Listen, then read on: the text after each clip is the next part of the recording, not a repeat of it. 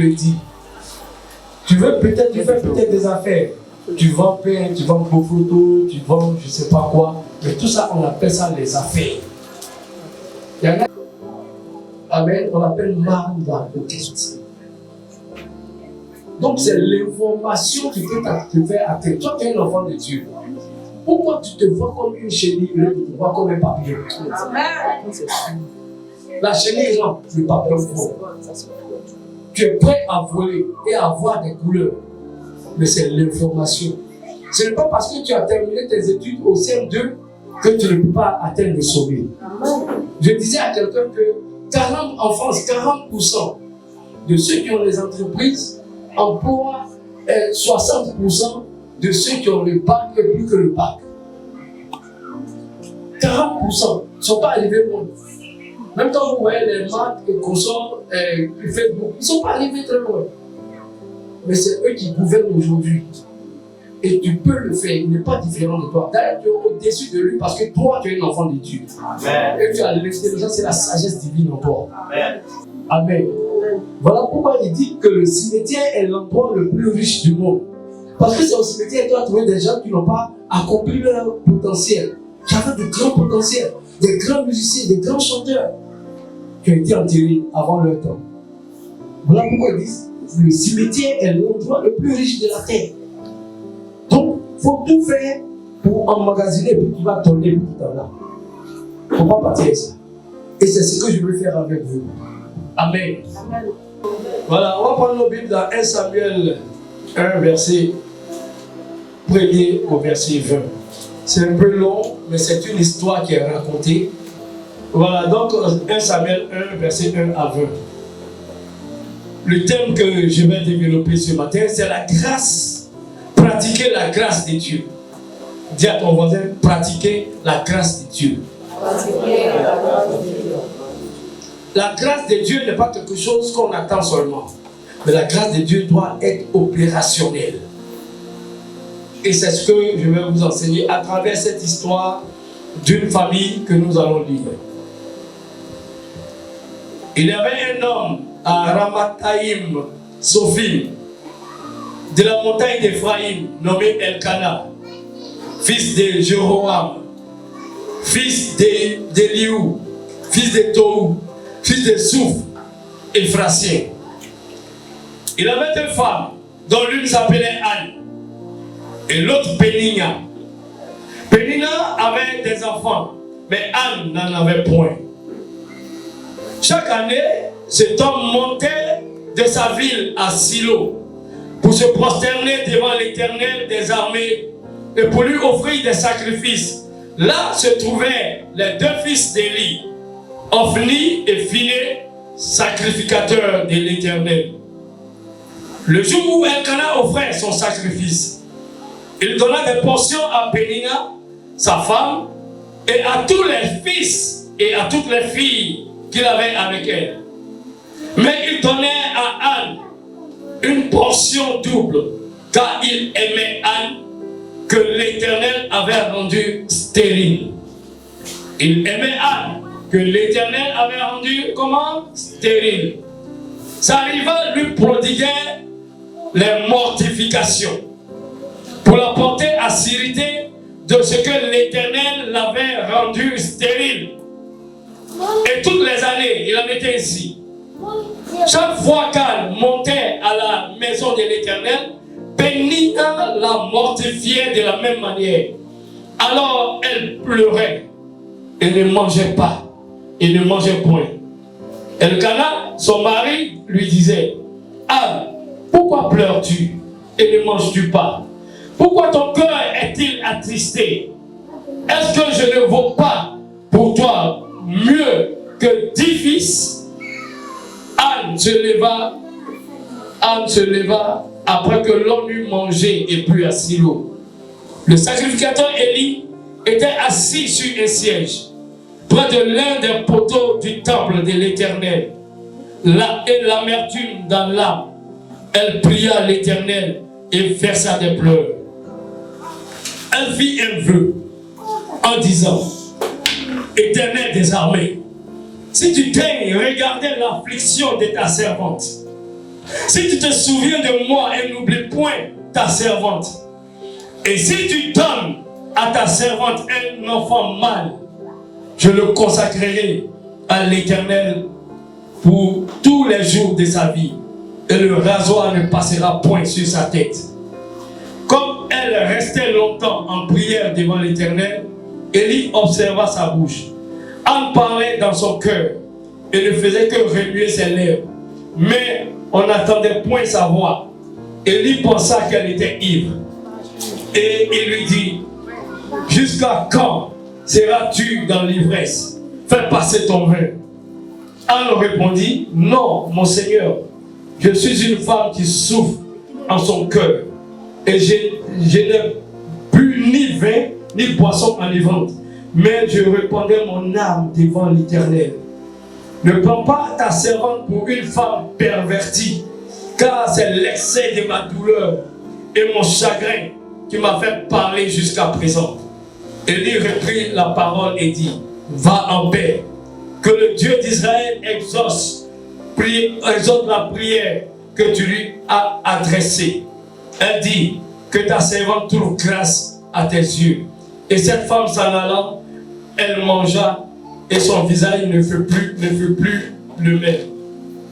Ils se levèrent de bon matin et après s'être prosternés devant l'Éternel, ils s'en retournaient et revinrent dans leur maison à Rama. Elkana connut Anne et sa femme. Anne, sa femme, et l'Éternel se souvint d'elle. Dans le cours de l'année, Anne devint enceinte. Elle enfanta un fils qu'elle nomma Samuel. Car, dit-elle, je l'ai demandé à l'Éternel. Les présents, je l'ai demandé à l'Éternel. Amen. Amen. Amen. Notre Père, notre Dieu, je voudrais te rendre grâce pour ta parole. Seigneur, tu nous parles de l'histoire de cette famille. Et tu voudrais nous enseigner. Seigneur, je veux simplement être un canal, une bouche. Seigneur, pour apporter ta parole et ta connaissance. Amen. Merci Seigneur, au nom de Jésus. Amen. Amen. C'est pratiquer la grâce de Dieu. La parole que nous venons de lire, tirée de la Bible, 1 Samuel 1, verset 1er au verset 20, raconte l'histoire d'une famille. Il y avait un homme qu'on appelait Elkana. Elkana avait deux femmes. L'une de ses femmes s'appelait Pénina et l'autre s'appelait Anne. Et Elkana était un homme qui avait la crainte de Dieu. Et à chaque fois, chaque année, il allait dans la maison de Dieu parce qu'avant, ils avaient des endroits où ils allaient prier Dieu et rencontrer les prophètes. De la même manière que nous venons à l'église pour adorer Dieu.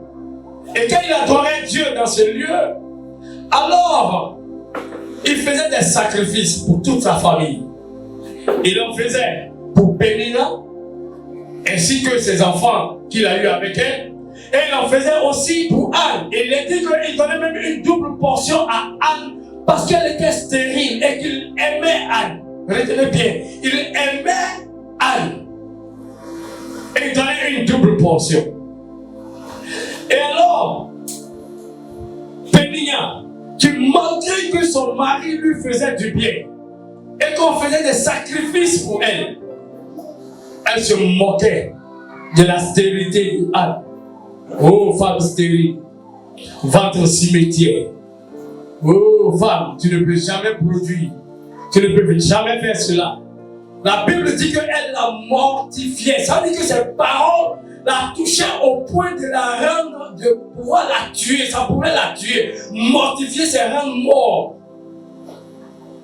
Il y a des paroles qui sont blessantes. Il y a des paroles qui sont humiliantes.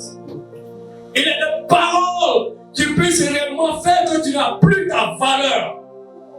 Et tu commences même à dire que toi-même tu n'es rien et que pourquoi tu es venu sur terre. Imaginez, Anne, elle était blessée.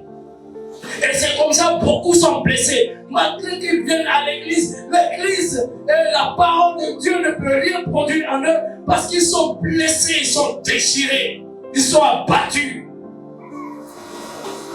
Anne et Pénia mortifiaient Anne. Et un jour, pendant qu'ils sont partis adorer, Anne a commencé à prier. Regardez, Anne priait, elle pleurait. La solution n'est pas dans les pleurs. Dieu ne regarde pas tes pleurs, mais Dieu regarde ta foi et ta confiance que tu mets en lui lorsque tu es blessé. Anne s'est levée et elle a dit, Seigneur, je vais te faire un vœu. Seigneur, je vais m'engager en toi. Seigneur, je vais marcher dans l'obéissance. Seigneur, je vais marcher réellement dans le service. Seigneur, je vais m'offrir tout entier à toi. Seigneur, je ne veux pas rester là où je suis. Je veux me donner totalement à toi. Et d'ailleurs, l'enfant que je cherche, je ne vais pas le garder, je vais le donner. Je préfère te donner cet enfant et puis je vais demeurer sans enfant. Voici ce qu'elle a fait. Elle a donné ce qui lui était le plus cher. C'est pourquoi on l'a mortifiée. Elle a fait ce vœu. Quand elle a fait ce vœu, Dieu l'a entendu, Dieu l'a écouté. Et alors, elle a eu son enfant Samuel. Alléluia. Amen. Au travers de cette histoire, je vais vous parler des 3 principaux acteurs dans l'histoire. Le premier, c'est Elkanah. Deuxième, c'est Pénia. Et troisième, c'est Anne. La vie de ces personnes vont nous enseigner dans notre marche avec Dieu. Elkanah signifie, laissez-moi vous dire,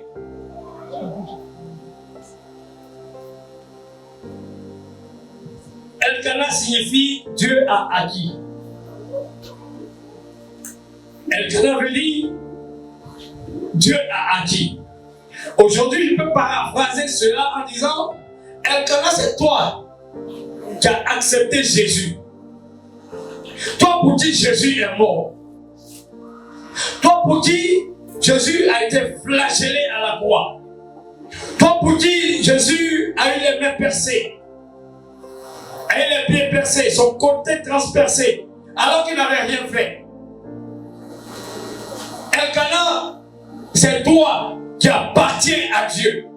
Toi qui fais partie du peuple de Dieu.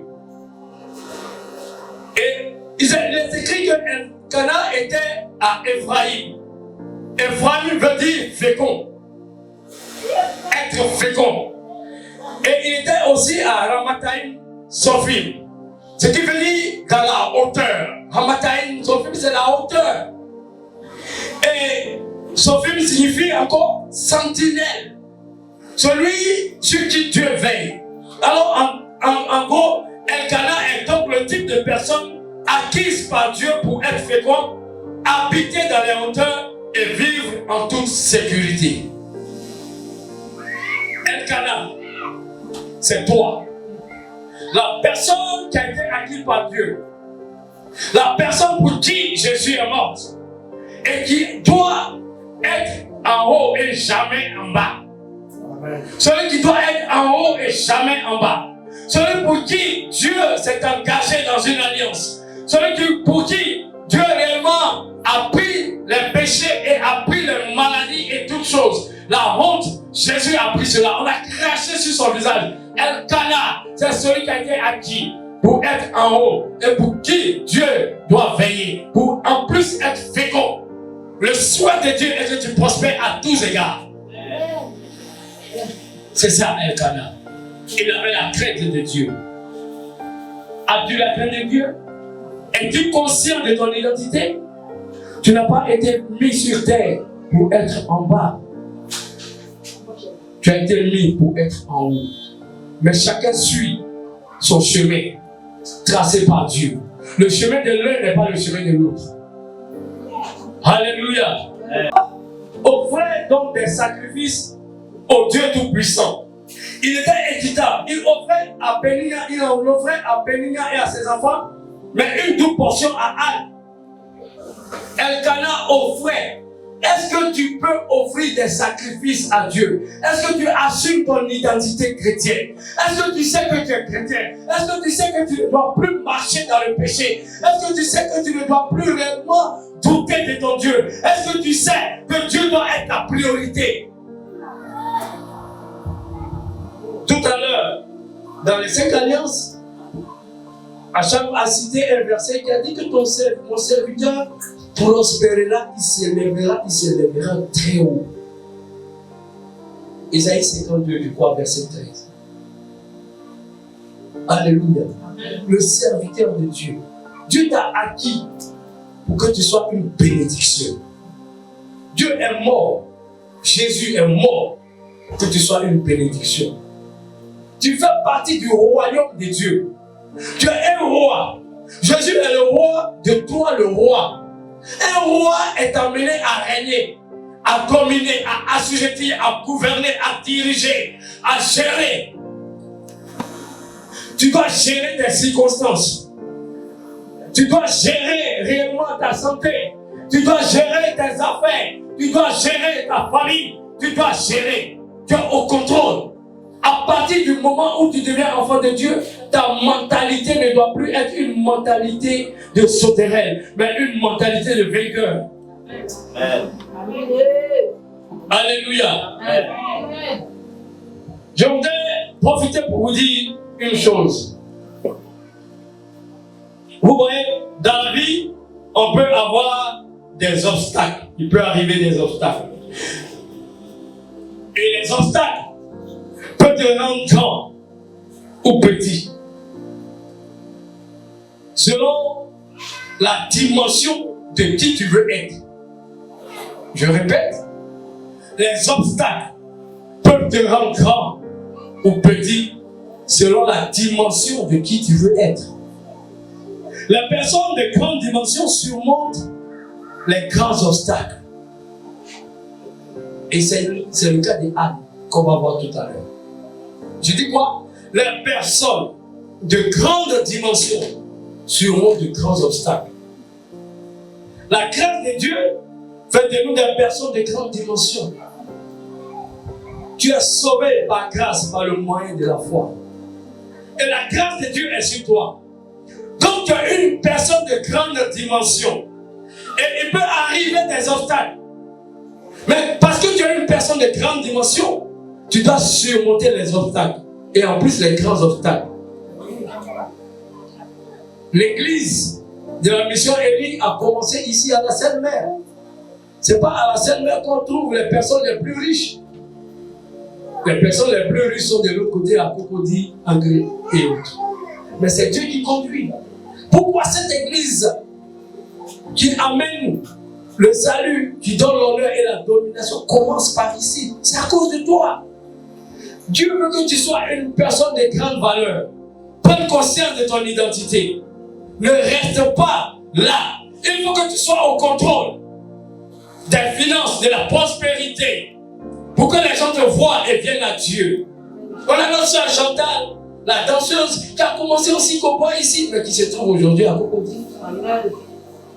Actuellement où je vous parle, elle est au Portugal. Chantal n'est pas arrivée loin dans les études. Mais la grâce de Dieu sur sa vie fait qu'elle s'assoit à la table des grands aujourd'hui. Et cela est ta portion au nom de Jésus. Cela est ta portion au nom de Jésus. Tu es une personne de grande dimension au nom de Jésus. Alléluia. Donc vous voyez, déjà tu es choisi. C'est ça la première étape. Tu es Elkana. Élu de Dieu, choisi de Dieu. La Bible dit que tu as un sacerdoce royal. Tu fais partie de la nation sainte. Voilà pourquoi tu dois te débarrasser de tout ce qui n'est pas saint. Tu ne dois plus être au milieu de la boisson, de l'alcool. Tu ne dois pas te voter réellement de sexe en sexe. Tu ne dois plus marcher dans le mensonge, les calomnies et ces choses qui sont des choses qui appartiennent aux sauterelles qui ne peuvent pas voler. Tu veux voler. Ça, ce sont des poulets qui te maintiennent à terre. Débarrasse-toi de cela. La Bible dit que les impudiques n'hériteront pas du royaume de Dieu. Les menteurs n'hériteront pas du royaume de Dieu. La Bible dit que les avares n'hériteront pas du royaume de Dieu. Les voleurs, les pédés n'hériteront pas du royaume de Dieu. Et toi, tu es Elkanah, acquis de Dieu, sanctifié pour être au sommet. Alors, marche vers le sommet. Amen. Alléluia. Amen. Elkanah était à Ramathaïm, Tophim, au sommet, dans la hauteur. Et il donnait son cœur à Dieu. Il donnait les offrandes. Vous savez, l'offrande, c'est ta vie que tu donnes à Dieu. La Bible dit que nos corps soient réellement une offrande de bonne hauteur. Quand tu donnes les offrandes en nature, en argent, tu es en train de donner la sueur de ton front pour dire à Dieu, voici, tu m'as donné la santé pour travailler. Je te donne mon offrande pour t'adorer en tant que Dieu. Je te donne également ma dîme parce qu'elle t'appartient. Parce que si je t'accouchais sur un lit d'hôpital, je n'allais jamais pouvoir donner 10%. Amen. C'est toi qui me guéris. Elkanah connaissait cela. Elkanah avait deux femmes, Péninnah et Anne. C'est deux formes d'alliance pour marcher avec Dieu. C'est deux manières de marcher avec Dieu. Péninnah symbolise réellement la vie du monde. Le nom Péninnah signifie corail. Corail est une pierre précieuse, une pierre rare, qui coûte très cher, comme le diamant. Et Dieu peut donc bénir des gens qui sont dans le monde. Mais Péninnah était bénie. Elle était précieuse. Elle était une femme qui avait tout. Et en plus, qui avait l'amour de son mari. Mais elle avait un cœur méchant. C'est là la différence. Quel est l'état de ton cœur? Il y en a qui sont encore à terre à cause de l'état de leur cœur. Et il y en a qui sont bénis, mais qui ne peuvent profiter de leur bénédiction à cause de l'état de leur cœur. Vous enviez beaucoup de milliardaires. Mais il y a des milliardaires qui ont fini clochards. Des grands footballeurs. Je ne vais pas citer des noms. Des grands footballeurs qui ont fini en prison à cause de la drogue, à cause du sexe. Alors qu'ils avaient des milliards par mois. Quelqu'un à qui on peut payer 200, 300, 400, 500 millions par mois. Il finit dans la drogue. Parce que, comme la Bible le dit, c'est la bénédiction de l'Éternel qui enrichit et ne se fait sur d'aucun chagrin. La bénédiction du diable aussi enrichit, mais se fait sur de beaucoup de chagrins. Tu es riche, mais tu es dans la drogue. Chagrin. Tu es riche, mais tu n'as pas la paix pour dormir. Chagrin. Vous voyez les grosses voitures. Récemment, il y a quelqu'un qui a fait un accident ici. C'est sur les réseaux sociaux. Bien-aimé, lorsque tu es en harmonie avec Dieu, ton cœur est en harmonie avec Dieu. Péninnah était bénie, mais elle n'était pas en harmonie avec Dieu.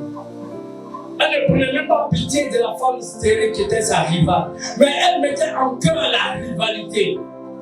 Elle ne voyait pas réellement la grâce que Dieu lui faisait d'aller dans sa présence et offrir des sacrifices. Mais la grâce que Dieu lui faisait de ce que son mari non seulement lui donne des portions, mais en donne également à ses enfants, à ses fils et à ses filles. Tout ce qui la préoccupait, c'était mortifier sa rivale. Ne sois pas jaloux de quelqu'un. Ne méprise personne. Le commandement de Dieu, c'est tu aimeras ton Dieu de tout ton cœur, de toute ton âme, de toute ta pensée, de toute ta force. Et tu aimeras ton prochain comme toi-même. Je ne vois pas quelqu'un ici qui se déteste lui-même. Voici Péninia. Péninia, c'est la méchanceté. La bénédiction avec la méchanceté. Tu viens à l'église, débarrasse-toi de cette méchanceté. Comment quelqu'un peut être à l'église et puis il ne va pas parler à quelqu'un? Je ne comprends pas cela. Qu'est-ce que tu viens faire à l'église? Le pasteur parle. La Bible te parle. Les hommes te parlent. Tu dis, mais moi, on ne me fait pas cela. Je ne peux jamais accepter. Ne voulez pas qu'il en soit ici. Alléluia. Ne sois pas Péninia. Alléluia. Péninia était orgueilleuse, méchante, égoïste. Il y a des gens qui ont beaucoup d'argent, mais qui sont orgueilleux, qui sont égoïstes. L'argent doit pouvoir être une source de bénédiction pour toi. Dans le royaume, Dieu te donne l'argent pour que tu puisses bénir d'autres personnes. Mais si tu es là, moi, et c'est comme ça que beaucoup se comportent dans la maison de Dieu. Seigneur, bénis-moi, Seigneur, bénis-moi, Seigneur, tu vois, je suis comme si, oh Seigneur, bénis-moi. Vous savez, les eaux les plus dangereuses sont les marigots. Le marigot ne circule pas. Et c'est dans le marigot que tu vas trouver les serpents, les crocodiles, les saletés, parce que ce n'est pas de l'eau qui coule. Il faut que ta bénédiction coule. Elle commence au niveau où tu es. Le problème est qu'on se dit, je n'en ai pas. Oh, Dieu dit, donne ce que tu as et je vais augmenter. Et il a fait l'exemple avec la veuve de Sarepta. Une veuve qui n'a pas de mari, qui élève seule un enfant. Et qui était en plus en temps de famine. Elle envoie un homme de Dieu dans sa maison. Et il dit, fais des gâteaux. Le dernier gâteau que tu dois manger, donne-le-moi. Pour lui apprendre que la bénédiction que Dieu te donne, même si elle est petite, il faut la donner pour que Dieu multiplie. Amen. Alléluia. Amen. Elle était orgueilleuse, méchante. Elle n'était pas reconnaissante à Dieu qui lui fait grâce. Et elle disait qu'elle avait du mérite à cause de sa beauté. Et qu'elle avait des enfants. Elle se glorifiait de sa beauté. Comment elle était très belle. Péninia. Tu es belle. Tu vends ta beauté aux hommes. What a shock. Tu es belle. Tu dois être belle pour l'homme que Dieu a prévu pour ta vie. Vous savez, très souvent, il y a des choses qui manquent, des personnes qui manquent, qui disent qu'il y a plus de femmes que d'hommes. Ce n'est pas prouvé. Parce que moi, je suis allé sur Internet et j'ai posé la question. Et il se trouve que c'est pratiquement le même pourcentage. Peut-être que tu es ici, mais ton mari est en Chine. Et Dieu va l'envoyer pour te voir parler en Chine. Oui, j'ai dit quelque chose. Notre soeur, danseuse, c'est blanc qui a marié un Belge. Chantal a marié un Belge. De Sikobois. Ben, j'ai venu la trouver dans Sikobois. Et elle a joué au Dieu. Elle casse son cou. L'homme a insisté. Et aujourd'hui, ils sont mariés légalement. Donc, elle a la nationalité belge en ce moment. Ils ont leur famille, leur maison là-bas. Tu te vois comment? Et puis le premier petit voyou, vagabond.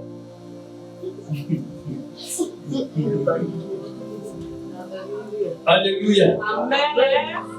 Tu n'es pas un, tu ne veux même pas entendre parler d'études, tu te frappes en plus. C'est sur lui que tu es chaud. On te dit, viens à l'église, tu ne veux pas. Viens à l'église, je ne veux pas. Dieu même ne m'a rien fait. Si Dieu était là, est-ce qu'il allait me frapper? Est-ce que c'est Dieu qui l'a envoyé chez toi? C'est pas toi, c'est Dieu qui a te donné là-bas. C'est pas tes pieds qui sont allés là-bas.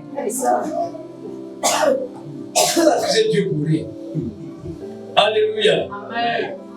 Bien-aimé, il ne faut pas être comme Péninia. Orgueilleuse à cause de sa beauté. Méchante. Alléluia. Que tu ne sois pas béni au nom de Jésus. Amen. On va parler de Anne. Anne veut dire faveur, veut dire grâce. Ce que tu dois chercher, c'est la grâce de Dieu. Tu n'as aucun mérite. Chaque jour, je bénis Dieu de ce que je suis devenu un pasteur. Regardez, il y a des pasteurs qui ont de l'argent, qui sont bénis, mais je ne suis pas jaloux d'eux. Parce que si Dieu a fait pour lui, il va le faire forcément pour moi. Amen. Parce que Dieu ne fait acception de personne. Et quand je regarde l'histoire de ces pasteurs bénis, ils ont commencé comme moi. Amen. Mais il y en a qui sont pressés, ils ont des fétiches. J'ai entendu parler d'un homme de Dieu. En Christ. Avant de prier, il faut déposer 400 000. Et les gens courent. Viens. Oui. Voilà, c'est un moment que ton sorcier, c'est. Oh, le choc. Alléluia. Amen. Et il vivait avec une copine, cet homme de Dieu. Une copine d'une grande villa. Son église a eu beaucoup ici. Mais il faut voir l'argent que les gens donnent. L'argent que les gens donnent. Jeune. Même pas 40 ans. Multimillionnaire. Vous voyez, vous pouvez dire, d'apprendre la parole de Dieu pour que vous-même vous soyez protégés. Anyway, what a shock. What a shock. What a shock. C'est un anglais, ça veut dire quel choc. Alléluia. Amen. Anne, c'est la faveur. Regardez, la faveur de Dieu nous pousse à nous tourner vers lui. Je disais tout à l'heure de moi-même que je bénis Dieu parce que c'est une grâce et une faveur d'être serviteur de Dieu. Amen. Je discutais avec mon fils le dernier. Il disait qu'il y a un pasteur que tout le monde connaît sur les réseaux sociaux qui dit qu'il va être président. Il veut se présenter comme président de la République. Je dis bon vent à lui. Bon vent.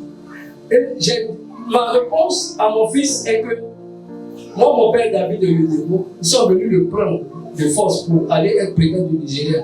Il dit si je suis président, c'est que j'ai échoué. Parce que c'est devant moi que le président se met, je prie pour qu'il soit élu. Toi, tu as été choisi de celui qui a fait le ciel, qui a fait la terre, de celui qui forme la mer, de celui qui a fait tous les oiseaux, de celui qui dit et la chose arrive, de celui-là qui est éternel, de celui qui a habité, qui a existé avant le temps. Et Dieu te prend pour dire, tu es mon serviteur, tu vas me parler de ma part, et je t'envoie, tu es mon ministre, toi tu es le ministre de Dieu, et tu veux être président des hommes. Amen.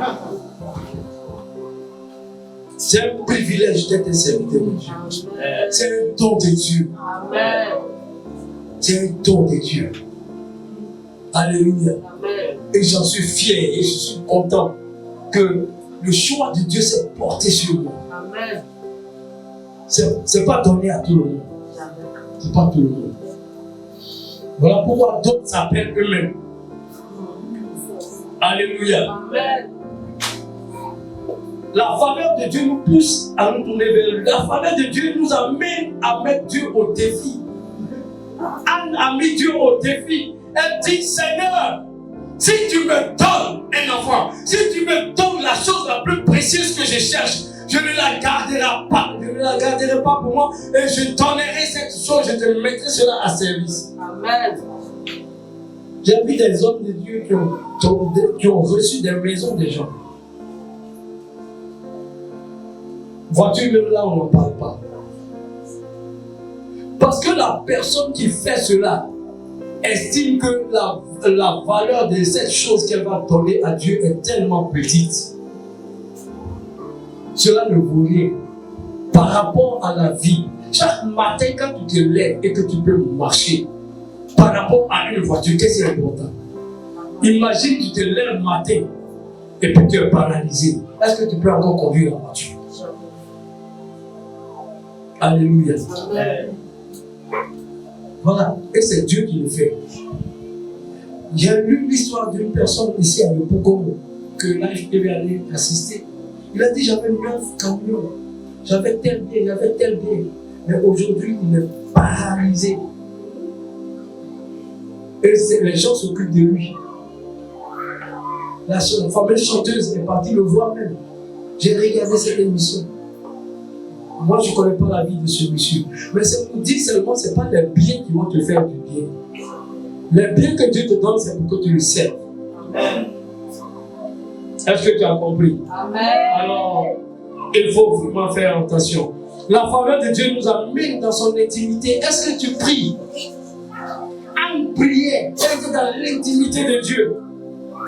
C'est dans l'intimité de Dieu que nous avons notre exaucement.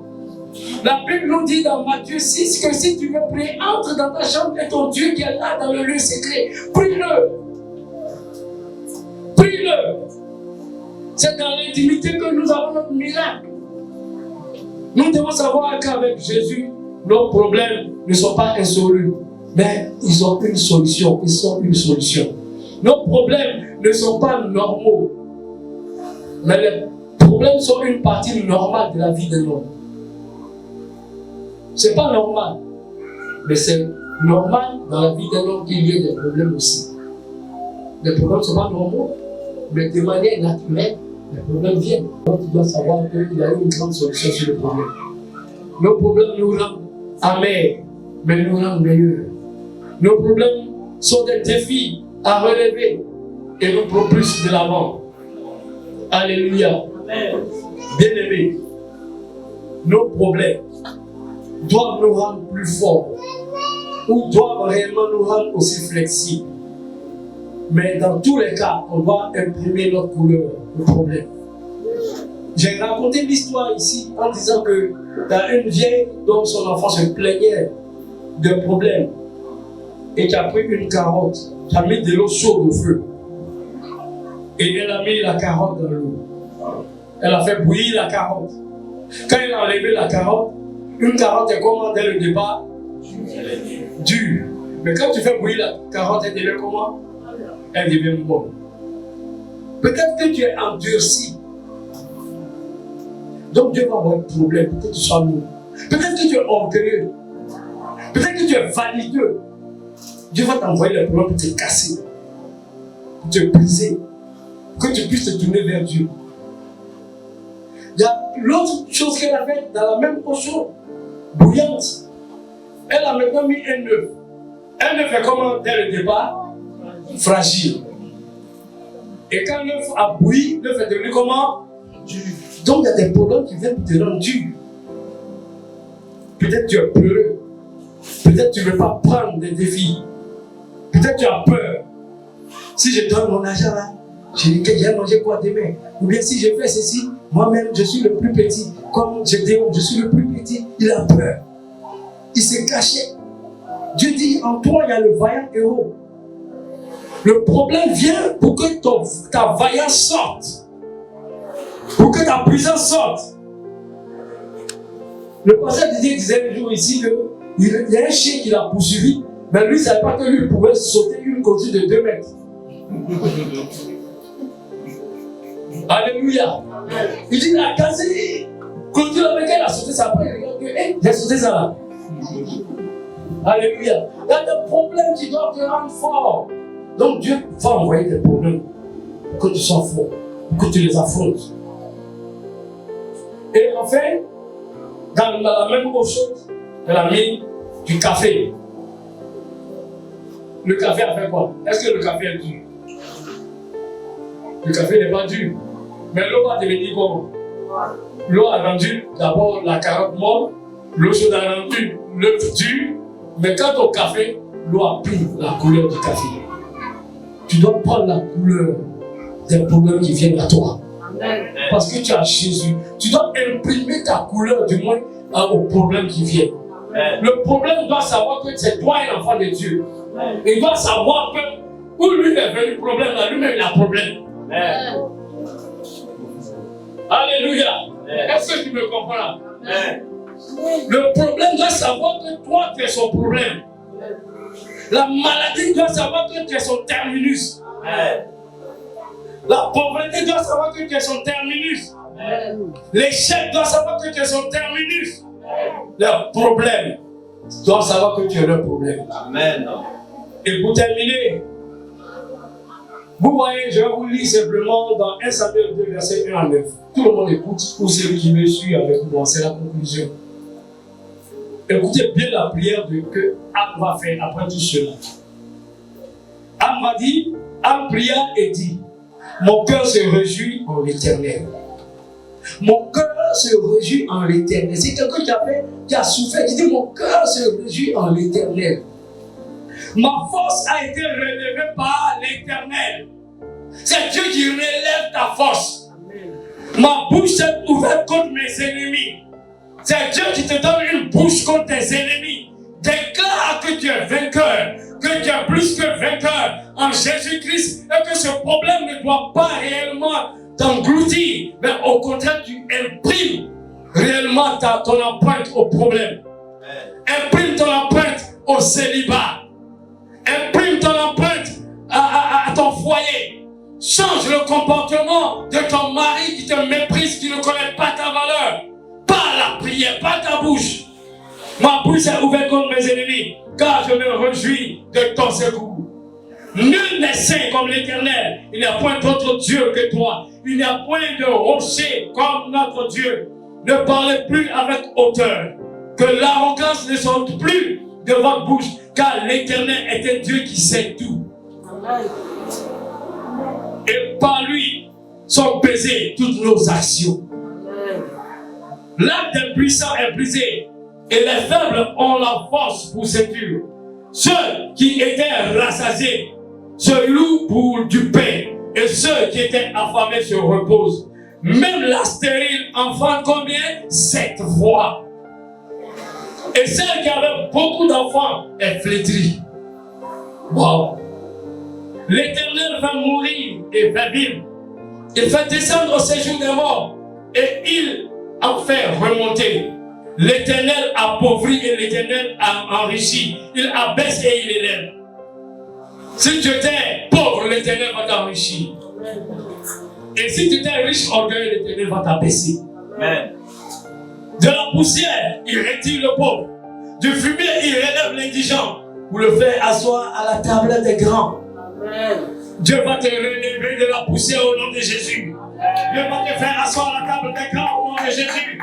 Dieu va agir en ta faveur au nom de Jésus. Il te donne en partage le trône de gloire. Amen. Alléluia. Je déclare que tu es sur le trône au nom de Jésus. Je déclare que tu es roi de roi au nom de Jésus. Je déclare que tu marches sur les élevés au nom de Jésus. Et c'est cela ta portion maintenant. Prends conscience de qui tu es maintenant en Jésus. Amen. Alléluia. Alléluia. Le Dieu que tu sais est celui-là qui prend l'indigent et le fait asseoir à la table des grands. Je ne parle pas d'une religion. Je parle de ta relation avec Dieu. Ta relation avec Dieu va être tellement forte que les gens vont te voir au sommet. La Bible déclare qu'on ne place pas réellement une lampe sous le boisseau, mais on place une lampe sur le chandelier. Tu vas éclairer les alentours parce que tu es un enfant de Dieu. Lève-toi quand ta lumière arrive. Lève-toi quand ta lumière arrive. La gloire de l'Éternel se lève sur toi. La gloire de Dieu se lève sur toi. La puissance de Dieu réellement est sur ta vie. Dans le nom puissant et suprême de Jésus. Et si nous sommes pour toi. Alléluia. Alléluia. Et il dit, il gardera les pas de ses bien-aimés. Mais les méchants seront anéantis dans les ténèbres. Car l'homme ne triomphe point par sa force. Alléluia. Alléluia. L'Éternel est celui qui a fait les colonnes de la terre. L'Éternel est celui qui a fait la terre et le ciel. Il est celui qui règne. Et ce matin, prends ces exemples. Sois comme Elkanah. Sois comme Anne. Ne sois pas comme Péninia. Que Dieu vous bénisse. Amen.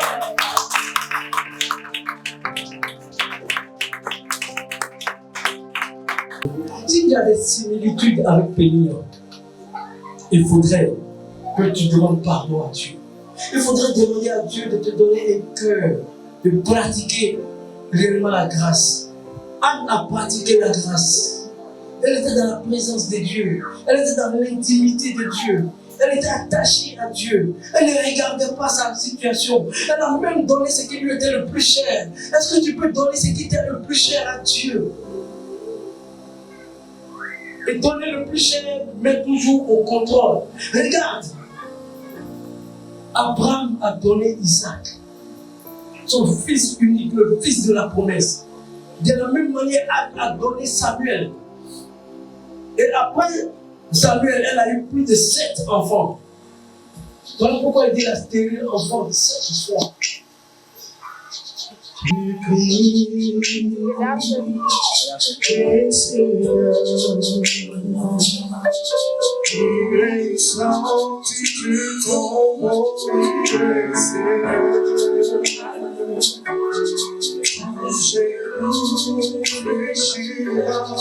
Tout de rencontrer sera que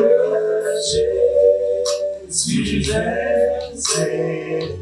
Oh Jésus-Christ, Jésus-Christ est Seigneur. Il est sorti du tombeau, il est Seigneur. Tout genou fléchira, tout cœur confessera que Jésus est Seigneur. Il est le roi, Jésus-Christ est le roi. Il est sorti du tombeau, il est le roi.